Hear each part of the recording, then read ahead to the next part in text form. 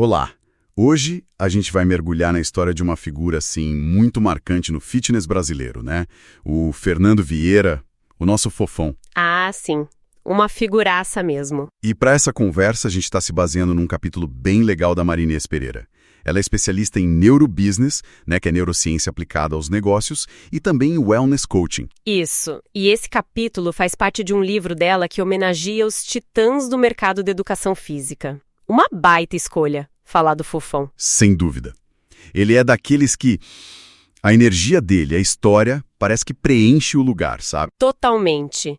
A própria Marinês conta no texto que no começo, lá na época da Body Systems, a relação deles teve, assim, umas faíscas, né? Aquela história de dois bicudos não se beijam. É verdade. Ele carioca super expansivo, ela paulista, mais focada em processo, gestão. Exato. Mas ela ressalta que sempre teve muito respeito mútuo ali. Sim, e tem uma parte engraçada que ele mesmo conta que achava ela cheia de marra no início. Ah, imagino. Mas o legal é ver como isso evoluiu para uma amizade forte, né? Uma troca mesmo. Ele com a genialidade criativa no palco, ela com a visão de gestão. Uma parceria que, pelo que a fonte indica, dura até hoje. É bem bacana isso. Com certeza. E o ponto central aqui que a gente quer explorar é como o fofão virou esse fenômeno. Ele apareceu e, desafiou tudo numa época em que o fitness era quase só aquele padrão estético super rígido, né? Exato. A história dele não é sobre ter um corpo X ou Y, é sobre pegar um apelido, que podia ser um peso, um estigma, e transformar num legado de autenticidade. E de uma competência que ninguém questiona. Perfeito. A nossa ideia, então, é entender como ele construiu isso e o impacto que ele tem até hoje. Isso aí. Então vamos lá. Começando do começo, as raízes. Fofão é carioca da Gema, de Ipanema, flamenguista desde os 2 anos de idade. Ah, o pai dele, pelo que a Marinês descreve, era outra figura, né? Nossa, total. Jornalista, corretor, boêmio, flamenguista fanático e, olha que interessante, com uma visão de marketing muito, muito avançada para o tempo dele. O sonho do pai, que o Fofão fosse jogador de futebol. E ele até tentou, né? Isso. Jogou na base do Flamengo, passou pela natação, estudou no Marista São José, que era um colégio forte em esporte. Mas sempre foi o fofinho da turma. Exato. O apelido Fofão mesmo foi na faculdade, na UERJ, Educação Física. Tinha outro Fernando lá, bem magrinho. Ah, pra diferenciar. Isso. Aí um colega soltou a piada. Um era o Fernando, outro o Fofão. E colou na hora. Só que aí o que era brincadeira virou brecha. Munição para preconceito, sabe? Alguns professores pegavam pesado. Imagino. Coisa do tipo. Tipo, cara, tu tá gordo. Não vai conseguir chegar nessa rede de vôlei. Ou então, com esse peso todo, tu não vai sair do chão no salto em altura. Era um julgamento pela forma, mesmo ele já sendo atleta. Pesado. E isso mexeu muito com ele, né? Chegou a pensar em desistir. Mexeu. A fonte conta que ele desabafou com o pai, pensou sério em largar a educação física, e ele tinha passado para medicina também, vale dizer, e mudar de rumo. Nossa. E aí que entra o pai de novo, né? Com aquela visão... Exatamente. A genialidade paterna em ação. Em vez de só dar um tapinha nas costas, o pai teve uma sacada brilhante, quase uma profecia. Que foi? Ele disse algo como: calma, filho, vamos pegar esse limão e fazer a melhor limonada. Esse apelido aí vai ser a sua marca. E ainda mandou: você pode não ser o melhor em tudo tecnicamente, mas você vai ser o maior. Eu vou te encher de fama. Que coisa, né? Uau! Que visão! Isso é estratégia pura de marketing pessoal, de ressignificação, pegar o que usavam para diminuir e transformar no seu maior trunfo, muito à frente do tempo mesmo. Totalmente. E não ficou só na conversa, não. O pai, jornalista que era, começou a usar o talento dele. Mandava uns releases, umas notas para a imprensa bem provocadoras. Tipo o quê? Coisa do tipo: professor Fernando Vieira afirma, caminhar é melhor que correr. Bem polêmico para a época. Ousamado. E deu resultado? E como? O Fantástico da Globo comprou a ideia, fizeram uma matéria enorme com o Fofão, ainda estudante, lá nas Paineiras no Rio, analisando a corrida das pessoas. Foi um estouro. A marca Fernando Fofão nasceu ali, para todo o Brasil ver. Que virada! Uma jogada de mestre do pai. Projetou o filho nacionalmente antes mesmo dele se formar. Incrível, né? Mas antes disso tudo, teve outra encruzilhada importante. Na época do vestibular, ele estava bem no juvenil do Flamengo. O futebol profissional era um caminho real ali. E o pai, de novo, deu um toque. De novo, o pai ponderou, mostrou a amplitude da educação física. Filho, no futebol, o caminho é mais estreito. Já na educação física, olha só, você pode ser técnico, preparador físico, gestor de academia. Abriu o leque, né? Faz todo sentido. E essa visão se provou certeira logo de cara, né? Sim, rapidinho ele virou auxiliar de uma lenda, Cláudio Coutinho, o preparador físico do Tri em 70, técnico da seleção na Copa de 78, uma referência. Nossa, que oportunidade! E tinha até um convite quase certo para ele ir trabalhar com Coutinho na Arábia Saudita, o mercado que pagava muito bem na época. Tava tudo encaminhado. Só que aí... Veio aquela tragédia, né? Pois é, o Coutinho morreu no acidente de pesca submarina. Foi um golpe devastador para o Fofão. Ele perdeu um mentor, o projeto de ir para fora foi por água abaixo. A autora usa uma expressão forte, que ele se sentiu órfão profissionalmente. Exato, perdeu o chão mesmo. E aí a vontade de seguir no futebol foi embora. Um momento de ruptura total. Uma reinvenção meio que na marra, né? O caminho que parecia certo se fechou de repente. Aí que a resiliência entra em jogo. Total. E a alternativa que apareceu foi o mercado de academias, que estava começando a explodir no Rio nos anos 80. Assim que ele se formou, encarou um processo seletivo super concorrido. Para a famosa Corpore, né? Que era o lugar na época. Exatamente. A rede mais badalada. E ele, sabendo do padrão estético que esperavam, foi pragmático. Foi lá nos vigilantes do peso e, como ele mesmo brinca, entrou numa dieta de alface e alpiste, no finalzinho da faculdade. Interessante isso. Ele teve que jogar o jogo, né? Se adaptar temporariamente para poder entrar e mostrar o valor real dele. Foi bem isso. Uma estratégia para quebrar a primeira barreira. E funcionou. Ele passou em primeiro lugar. Tinha dezenas de candidatos lá, todos sarados. Mas a bagagem esportiva dele e o conhecimento técnico falaram mais alto. A competência se sobressaiu. E a autora menciona que ele teve apoio importante lá dentro, né? De coordenadores como o Lauro Ávila, a Elisa Cal, a Bebel. Sim, gente que viu além da aparência. Isso foi fundamental. O que já mostra que, mesmo num ambiente muito focado em estética, quando a liderança tem visão, o talento real aparece. E ele não foi só mais um lá na Corpore, não. Ele chegou chegando, já inovando nos anos 80. Criou o Cardiofunk. Ah, o Cardiofunk, famosíssimo. Sim, era tipo uma mistura de passas de dança com aeróbica bem intensa. Começou como um bloquinho de 15 minutos no final da aula de aeróbica normal, sabe? Mas fez tanto sucesso que virou aula própria. Lotava. Que legal. Mostra essa veia criativa e empreendedora desde cedo, né? Não se contentou só em dar o que já existia. De jeito nenhum. E ele foi atrás demais. Buscou referências fora com gente como Madonna, Grimes, David Gray, lá dos Estados Unidos. E aqui no Brasil trocava muito com Beto Bueno, o Sérgio Sinfronio, a Alessandra Sersósimo de São Paulo. Um networking importante. Com certeza. No Rio, ele era o cara do cardiofunk. Foi uma época muito fértil lá. Tinha o Murilo Guerra arrasando na dança aeróbica, o Luiz Fernando com a lamba aeróbica, a Aline Haddad, que foi pioneira com dança afro e música ao vivo na academia. Uma cena vibrante mesmo no Rio. E a inovação continuou. Anos 90 chegou a febre do step, aquela plataformazinha para subir e descer. Lembro bem, todo mundo fazia step. Pois é. E o Fofão foi um dos primeiríssimos a trazer para o Rio. Ele fez curso em Sampa com a Cida Conte, outra fera, e deu o primeiro curso de step lá na Corpore de Ipanema. E pegou rápido. Muito. A Aline Haddad, que eu mencionei, foi uma das primeiras a aderir. Outro nome que despontou muito foi o Marcos Jucá, também da UERJ, cria da Corpore. Ele passou um tempo na Espanha, voltou super técnico e virou referência no step. Explodiu mesmo. O que fica bem claro, né, é essa capacidade dele de sacar as tendências lá fora, tipo o cardiofunk e o step. E não só trazer, mas adaptar para o nosso jeito, para o público brasileiro. Ele soube traduzir a parada. Isso foi chave para ele virar esse líder, esse inovador nas aulas coletivas. Totalmente. E essa fama toda, o carisma dele, começou a ultrapassar as fronteiras do Rio.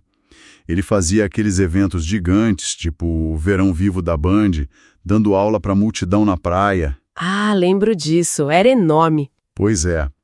E numa dessas, uns empresários de São Paulo, que estavam montando uma academia nova, a Overfit, viram ele e ficaram, uau, de queixo caído. E fizeram aquela proposta irrecusável, né? Exato.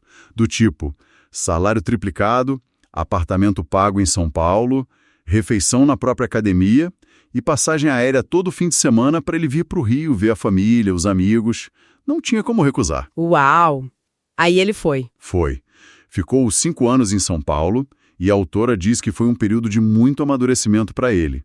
O carioca da gema aprendeu a disciplina paulista, né? Desenvolveu mais a gestão, liderança, fez grandes amizades lá. Mas teve uma consequência física interessante nesse período, né? Teve. A vida mais corrida, restaurante da academia ali, fácil, sem a comidinha da mãe, ele acabou ganhando peso de novo. Voltou à velha forma de fofão, como ele mesmo brinca. E aí aconteceu algo bem significativo nas aulas dele, né? Muito. As aulas dele, que já eram cheias, começaram a atrair um público um pouco diferente. Além da galera sarada de sempre, começou a vir muita gente com sobrepeso, gente que talvez não se sentisse tão confortável em outras aulas, sabe? Entendi. E aí entra aquela questão do pertencimento, da representatividade, né? Mesmo que talvez não tenha sido algo planejado no início. Exato. A presença dele ali, feliz, cheio de energia, dando uma aula incrível, sem ter o corpo padrão, criou um espaço seguro. As pessoas olhavam e pensavam, tipo, poxa, se ele, o fofão, tá aí feliz, mandando bem, então eu também posso estar aqui, eu também pertenço. Ele transformou o que o mercado via como fraqueza, o peso, numa conexão poderosíssima. Perfeito. Ele não vendia um shape, ele vendia alegria, movimento, sabe? Criou um ambiente onde a performance, a diversão eram mais importantes que a pressão estética. Isso é muito potente. Demais. E essa influência dele só aumentou com a chegada da Body Systems no Brasil, que hoje é a Les Mills, né? Sim. E a história de como ele entrou para a Body Systems é muito boa. Quase um acaso. Conta aí. Foi numa festa de Réveillon, ali na virada dos anos 90 para os 2000. Festa no AP dele, em Copacabana, com aquela vista clássica para os fogos, né? Que privilégio. Total. Aí o Paulo Aquial, que estava trazendo a Body Systems para o Brasil, ligou para ele no dia. Perguntou se podia levar um convidado especial para ver os fogos da sacada dele. E quem era o convidado? Ninguém menos que Rob Glick, uma estrela internacional do fitness na época. O fofão, sem nem imaginar, estava recebendo em casa a pessoa que ia dar outro rumo para a carreira dele. Caramba, o destino bateu na porta, literalmente. Tipo isso. Pouco tempo depois, veio o convite oficial do Aquial. Fofão, quer ser treinador do Body Pump? Aquele treino com barra e anilha que virou febre mundial? E ele aceitou de cara. Ele teve um dilema no começo, porque ele já tinha lançado aqui no Rio um programa parecido, o Lift Training, da Cida Conte. Ah, entendi, uma concorrência ali, né? Para quem já era inovador local, chega uma marca global com força. Exato.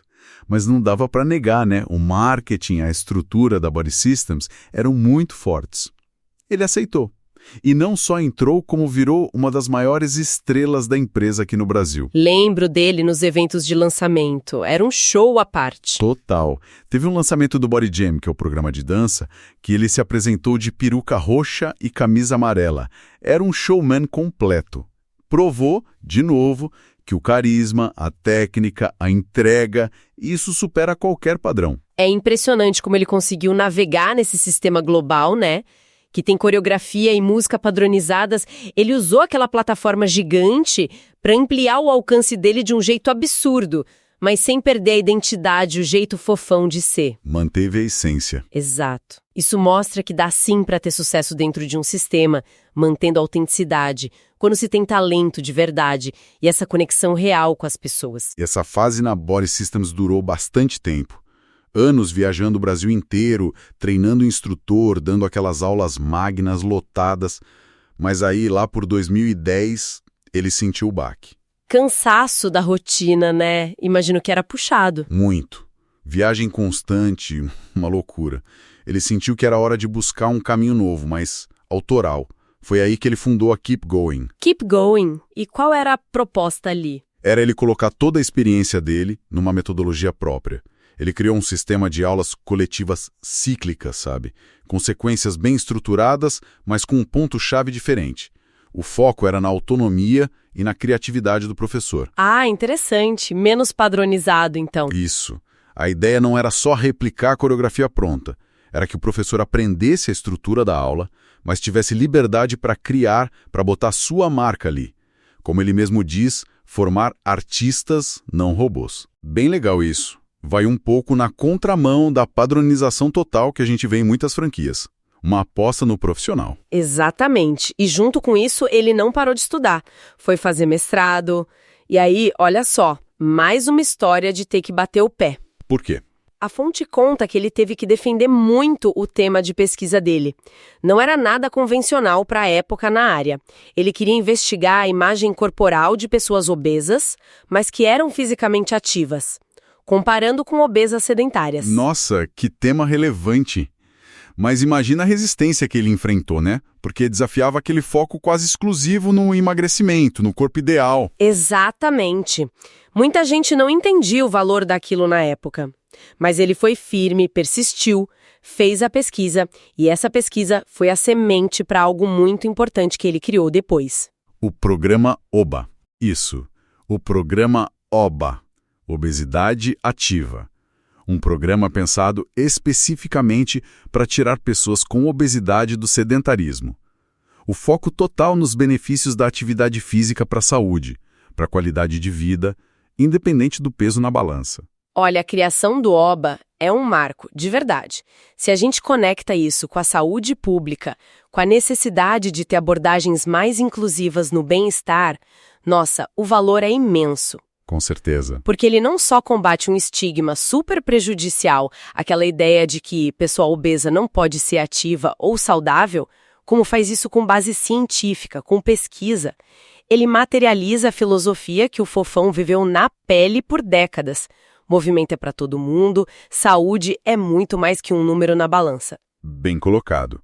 Não é fazer apologia à obesidade, né? É promover saúde ativa para quem mais precisa sair do sedentarismo. Exatamente isso. É dar ferramenta, é incluir. E, olhando para trás, para essa trajetória toda, parece que aquela profecia do pai, lá no comecinho, se realizou plenamente, né? Totalmente. Ele se tornou o maior. Não de tamanho, claro, mas de influência, de carisma, de coragem para ser ele mesmo, de competência como professor, como pesquisador. E principalmente no legado que ele deixa. Ele pegou o que era vulnerabilidade, o apelido, e transformou na maior força dele. Foi uma batalha constante contra o preconceito, né? E ele travou essa batalha ali no palco da sala de ginástica, que era um lugar improvável. Exato. E fazendo isso, ele abriu muitas portas. Não só para ele, mas para um monte de outros profissionais que talvez não se encaixassem no padrão. Mostrou para o mercado inteiro que talento, paixão, conexão humana, isso vale muito mais. Com certeza, um exemplo poderoso. E o mais legal é que ele não parou. Continua na ativa, com gás total. Mais de 60 anos de idade, 40 de carreira e segue super requisitado. O que ele anda fazendo hoje? Tudo. Dá aulas, cursos, palestras pelo Brasil, faz consultoria para academia, para resort, para hotel, oferece mentoria para executivo, para profissional de educação física, atua com psicologia do esporte e do exercício, treina equipes de aulas coletivas, ajuda em processo seletivo de academia, escreve artigo, aparece na mídia, vai em congresso e, recentemente, olha que legal, foi consultor na implantação de uma rede global de academias aqui no Brasil, focada justamente em aulas coletivas. Incrível. O legado está vivo e super ativo. É admirável ver essa combinação de carisma, que é muito genuíno nele, né? Inovação constante, resiliência para passar por cima dos perrengues, a base teórica que ele foi buscar na pesquisa e, acima de tudo, essa autenticidade que não se abala. Isso constrói uma carreira, assim, longa, relevante e respeitada. É isso aí. E tem um mantra dele, né? Que não pode faltar.